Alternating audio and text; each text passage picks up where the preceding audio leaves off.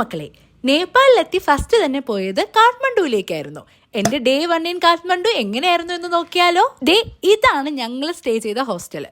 നല്ല മഴയുള്ള ഒരു ദിവസമായിരുന്നു ഞാൻ ചെന്നെത്തിയത്. അതുകൊണ്ട് മഴ കുറയാൻ വെയിറ്റ് ചെയ്ത് വൈകുന്നേരമായി. മഴയൊക്കെ കുറഞ്ഞ് റൂമിൽ നിന്ന് ഇറങ്ങി ഒരു റെയിൻ കോട്ടും ഇട്ട് സിറ്റി കാണാൻ ഇറങ്ങി. ആദ്യം കണ്ടത് തമിഴ് സ്ട്രീറ്റ് ആയിരുന്നു. എന്ത് രസമായിരുന്നോ ഈ സ്ട്രീറ്റ്.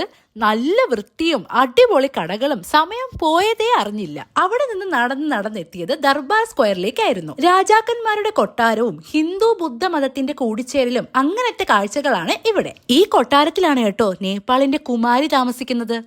നേപ്പാളിന്റെ പ്രധാനമന്ത്രിയേക്കാൾ വില ഇവിടത്തെ ജീവിച്ചിരിക്കുന്ന ആൾദൈവമായ ഈ കുഞ്ഞിനാണ്. എന്റെ ഭാഗ്യം എന്ന് പറയട്ടെ, കുമാരിയെ കാണാനും തൊടാനും ഒക്കെ എനിക്ക് ഭാഗ്യം കിട്ടി. I was so happy. പിന്നെ ഇരുട്ടിയപ്പോഴേക്കും അവിടെ നിന്നിറങ്ങി തമിഴിന്റെ പ്രശസ്തമായ നൈറ്റ് ലൈഫും കണ്ടു വരുന്ന വഴിക്കാണ് ഇവിടെ നേപ്പാളിലെ ഒരു ഫേമസ് ബാൻഡിന്റെ പരിപാടി കണ്ടത്. പിന്നെ സായിപ്പന്മാരുടെ മ്യൂസിക് ഒക്കെ എൻജോയ് ചെയ്ത് നൈറ്റ് ഫുൾ തമിഴിൽ കറങ്ങി നടന്നു. അങ്ങനെ എന്റെ ഡേ 1 ഇവിടെ തീരുകയാണ്. ഡേ 2 വരേക്കും ബൈ ബൈ.